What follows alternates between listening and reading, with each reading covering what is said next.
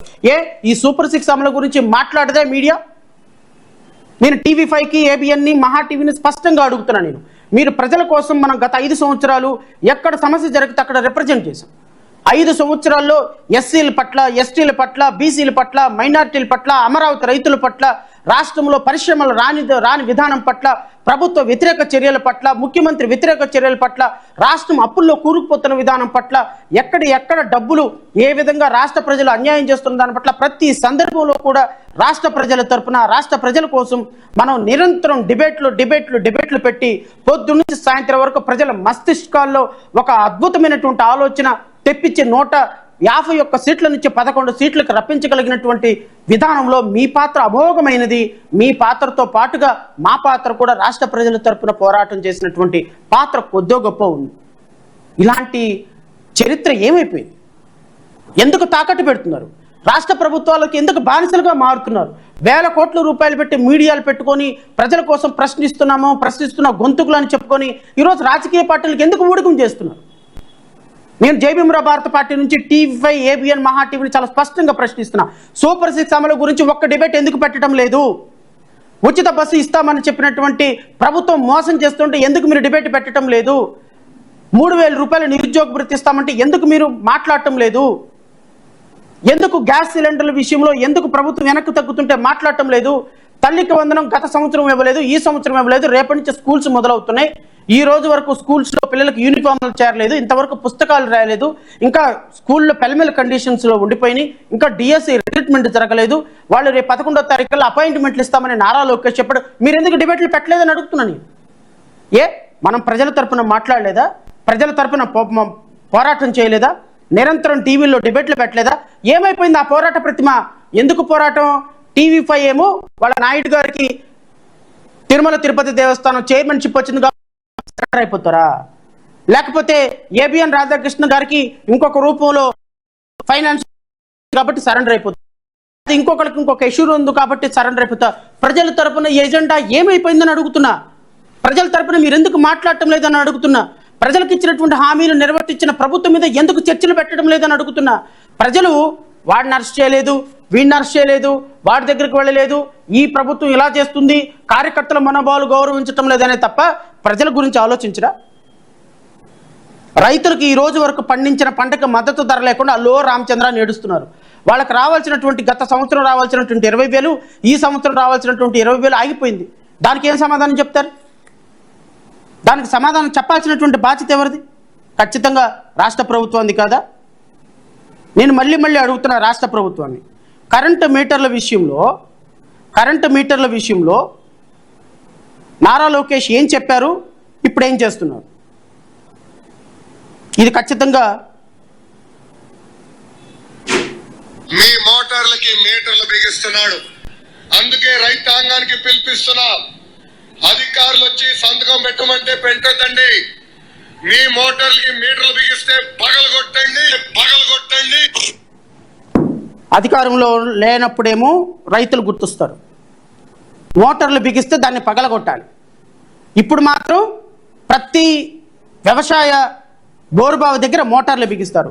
ఇదేం పరిపాలన అండి? ఇదేం పరిపాలన? కూటమి ప్రభుత్వం పరిపాలిస్తున్న విధానం ఇది ఈ విధంగానే ఉంటుందా? ఈ విధంగా పరిపాలించమని ప్రజలు మీకు అధికారం ఇచ్చింది? నేను చాలా స్పష్టంగా సూటిగా రాష్ట్ర ప్రభుత్వాన్ని ప్రశ్నిస్తున్నా. మీరు గత ప్రభుత్వంలో ఇచ్చినటువంటి హామీలు, గత ప్రభుత్వంలో చేసినటువంటి ఇబ్బందికరమైన పరిస్థితుల్ని లేవు కాబట్టి మీకు వాళ్ళకి 11 సీట్లు ఇచ్చి మీకు 164 సీట్లు ఇస్తే ఈరోజు మీరు చేస్తున్నటువంటి పద్ధతి ఇదేనా? ఇంకొక వీర మహిళ ఒక ఉంది. ఆ వీర మహిళ కోసం నిజంగా అంటే యథా రాజా తథా ప్రజ, బాస్ ఎలా ఉంటాడో కింద పనిచేసే వాళ్ళు కూడా అలాగే ఉంటారు కదా. ప్రజలకు ఇచ్చినటువంటి హామీల మీద ఏం చేస్తారమ్మా అని అడిగితే ఇవన్నీ కూడా ప్రజలకు స్పష్టత రావాలి. అధికారం వచ్చినప్పుడు ఎలా ఉన్నారు, అధికారం రాకముందు ఎలా ఉన్నారు, అధికారం వస్తుంది అని చెప్పినప్పుడు ఎలా ఉన్నారు, విమర్శ చేసినటువంటి పార్టీ కింద ఎలా ఎలా ఎలా సరెండర్ అయిపోయినారే దాని మీద తెలియాలి. ఇప్పుడు జనసేనకు సంబంధించినటువంటి ఒక మహిళ, ఆమె అధికార ప్రతినిధి అనుకుంటా, ఆమె ఏం మాట్లాడుతుందో ఒకసారి విన్నాం. వీళ్ళిచ్చే పథకాల కంటే 10 ఇంతలు ఎక్కువగా గొప్ప పథకాలే ఉంటాయి తప్ప ఈ పథకాలను తీసేసే పరిస్థితి ఉండదు. నీ బొంద పథకాలు ప్రతి ఒక్కరికి నేను మాటిస్తున్నాను. ఈ రోజున రాష్ట్ర ఆదేశిక సూత్రాల ప్రకారం మేము చేయాల్సిన కర్తవ్యాలు ఇవి. అబ్బో, మా జేబుల నుంచి డబ్బులు కాదు, ప్రజలు ఇచ్చిన ట్యాక్స్ సద్వినియోగపరిచేలా చేయడం. అబ్బో, వైసీపీ అనే పార్టీ ఇంకా కూడా మా టైంలో పథకాలు ఇచ్చాం, మీ టైంలో పథకాలు ఇవ్వట్లా. నీ పథకాల వల్ల ఎవరు పైకి వచ్చాడు, ఎవరు బాగుపడ్డాడు? అది కరెక్ట్. ఎవరు పథకాల వల్ల ఎవరు బాగుపడ్డారు, ఎవరికి ఇచ్చారు? పథకాలు ఎవరికి బాగుపడ్డారు అంటే ఇప్పుడే అర్థమవుతుంది. పథకాలు అనేవి ఎవడు పైకి వచ్చాడు పథకాల వల్ల? పవన్ కళ్యాణ్ పైకి వచ్చాడు. విమర్శించి ఎవరు పైకి వచ్చారు? చంద్రబాబు నాయుడు పైకి వచ్చాడు. విమర్శించి ఎవరు పైకి వచ్చారు? నారా లోకేష్ పైకి వచ్చాడు. ఎంప్లాయ్మెంట్ మీకు దొరికింది, రాష్ట్ర ప్రజలకు కాదు. ఎంప్లాయ్మెంట్ బతుకు తెరువు మీకు దొరికింది, రాష్ట్రంలో ప్రజలకి కాదు. అధికారం మీకు వచ్చింది, రాష్ట్ర ప్రజలకు రాలేదు. మీరు ఇచ్చినటువంటి హామీలు, సూపర్ 6 అమలు, లా అండ్ ఆర్డర్, లాలెస్నెస్, రాష్ట్రంలో శాంతి భద్రతల అత్యంత దుర్మార్గకరంగా శాంతి భద్రతల నాశనం. అట్ ది సేమ్ టైం రాష్ట్రంలో 1,43,000 కోట్ల రూపాయల అప్పు ఈ సంవత్సర కాలంలో జరిగింది. అంటే ఒక సంవత్సరానికి 1,50,000 కోట్ల రమారమి అప్పు. అంటే 5 సంవత్సరాలకి మీరు అప్పు చేసేది, 5 సంవత్సరాలకి మీరు వర్స్ట్ కేసులో కనీసం 8 లక్షల కోట్ల రూపాయలు అప్పు చేసేటువంటి ఒక దుర్మార్గకరమైన పరిస్థితి ఆంధ్రప్రదేశ్ రాష్ట్రంలో వస్తే ప్రజలు ఎక్కడికి వెళ్ళాలి? యువత ఎక్కడికి వెళ్ళాలి? ఈ సంవత్సర కాలంలో ఒక్క కంపెనీ కూడా తీసుకురాని మీరు అరే రాష్ట్ర ప్రజలకు ఏం మాట ఇవ్వగలుగుతారు? మీరు మీ ప్రెస్ మీట్లు పెట్టడానికి, పోటీ పడి ప్రెస్ మీట్లు పెట్టడానికి ఉన్నంత ఉత్సుకత, రాష్ట్రంలో పరిశ్రమలు తీసుకొచ్చామని చెప్పడానికి డబ్బాలు కొట్టుకొని మీడియాల ముందు కూర్చొని మాట్లాడటానికి ఉత్సుకత, ఈ రాష్ట్రంలో పెట్టుబడులు తీసుకొచ్చే విషయంలో కానీ, ఎంప్లాయ్మెంట్ ప్రొవైడ్ చేసే విషయంలో కానీ, ఇన్వెస్ట్మెంట్లు తీసుకొచ్చే విషయంలో కానీ, కొంత కంపెనీలు క్రియేట్ చేసే విషయంలో కానీ, రాష్ట్రంలో లా అండ్ ఆర్డర్ని మెయింటైన్ చేసే విషయంలో కానీ కనీసం పరిజ్ఞానం లేని ముఖ్యమంత్రి, మంత్రివర్గం రాష్ట్రంలో ఆర్థికంగా సంపద సృష్టిస్తా, జగన్మోహన్ రెడ్డి ఇచ్చేదానికంటే 15,000 కోట్లు 15% ఎక్కువ ఇస్తా, ఏమంటే సంపద సృష్టించమంటే 10 సంవత్సరానికి 1,50,000 కోట్లు అప్పు చేయటమా? సంపద సృష్టించమంటే ప్రజలకు అర్థం కావాలంట, ఆర్థిక పరిస్థితులు ప్రజలు అర్థం చేసుకోవాలి. 40 సంవత్సరాలు రాజకీయవేత్త నువ్వేం చేసావయ్యా? 2024 సంవత్సరంలో రాష్ట్ర ఆర్థిక పరిస్థితి ఏంటో నీకు తెలీదా? 2024 సంవత్సరంలో 10 లక్షల కోట్ల రూపాయలు అప్పు చేశామని నువ్వు, మీ మీడియా, మేము మనమే కదా రోడ్డు మీద కూర్చొని ప్రతిరోజు ప్రజల మస్తిష్కాల్లో నుంచి ఒక దుర్మార్గకరమైనటువంటి ఆలోచన పెట్టింది. 10 లక్షల కోట్ల రూపాయలు అప్పు జరిగింది ఈ రాష్ట్ర ప్రభుత్వం, శ్రీలంక అయిపోతుందని మీ TV5, ABN, మహా టీవీలోని కూర్చొనే కదయ్యా మాట్లాడింది మనం. మరి 10 లక్షల కోట్ల రూపాయలు అప్పు అయిందన్న సంగతి మీకు తెలీదా? ఎలా సంపద సృష్టించాలో మీకు తెలీదా? సంపదను సృష్టించే ప్రజలకు ఎలా సంక్షేమ పథకాలు ఇవ్వాలో నీకు, పవన్ కళ్యాణ్కి తెలీదా? పోనీ పవన్ కళ్యాణ్ గారంటే ఆయనకి స్క్రిప్ట్ రాసి కట్టు ప్యాకప్ స్టోరీల్లో ఎక్కువ ఆయన బ్రతుకంతా అలాగే ఉంది కాబట్టి somehow we can justify.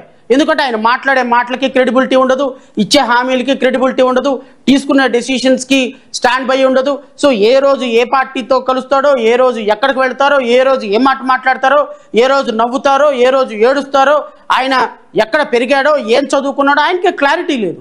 So clarity లేని సందర్భంలో రాష్ట్ర ప్రజలకు కూడా ఒక క్లారిటీ ఉంది ఆయన మీద. బట్ 45 సంవత్సరాల సీనియర్ పొలిటీషియన్, ఈ దేశంలోనే ఎకానమీకి సృష్టికర్తని నేను, రంగరాజన్ కంటే కూడా సృష్టికర్తని అని చెప్పుకునే మీకు 2024లో రాష్ట్ర ఆర్థిక పరిస్థితి గురించి అవగాహన లేదా? 2024లో 10 లక్షల కోట్ల రూపాయలు అప్పయింది. మరి 2024లో అధికారంలోకి వస్తే ప్రజలకి సూపర్ 6 అమలు ఎలా జరుగుతుంది అనేటువంటి దాని మీద ఒక స్పష్టత లేదా? ప్రజలకు మనం హామీలు ఇచ్చాము, దాని మీద నిలబడాలి. ఖచ్చితంగా ప్రజలకు ఇచ్చినటువంటి హామీలను చూసి మనకు ఓటేస్తే రేపొద్దున మనం నిలబెట్టుకోకపోతే మనల్ని చీటర్స్ అంటారు, మనల్ని బెగ్గర్స్ అంటారు, మనల్ని మోసం చేసినటువంటి మోసగాళ్ళు అని అంటారు. అవగాహన లేదా? రాష్ట్ర ఆర్థిక పరిస్థితుల మీద అవగాహన లేకుండా, రాష్ట్రంలో ఎంత ఇన్కమ్ వస్తుందో అవగాహన లేకుండా, రాష్ట్రంలో శాంతి పద్ధతి మీద అవగాహన లేకుండా, రాష్ట్రంలో అప్పెంత జరిగిందో అవగాహన లేకుండా, ఈ విధంగా దుర్మార్గకరమైనటువంటి సూపర్ 6 అమలు చేసేటువంటి విధానానికి ప్రజలు మాకు స్పష్టంగా మద్దతు ఇవ్వండి అని చెప్పి మద్దతు తీసుకొని ఈరోజు రాష్ట్ర ప్రజలను మోసం చేస్తుంటే ఖచ్చితంగా ఈ సంవత్సరం కాలం పరిపాలనని నేను ఖచ్చితంగా ఒక fraud ruling, it's nothing but a fraud ruling. ఇది ఖచ్చితంగా నయవంచన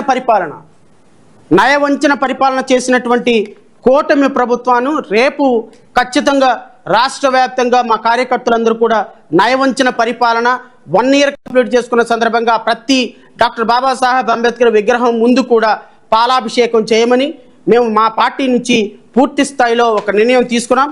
ఖచ్చితంగా ప్రతి బాబాసాహెబ్ అంబేద్కర్ విగ్రహం దగ్గర ఈ నయవంచన పరిపాలన మీద పూర్తి స్థాయిలో మేము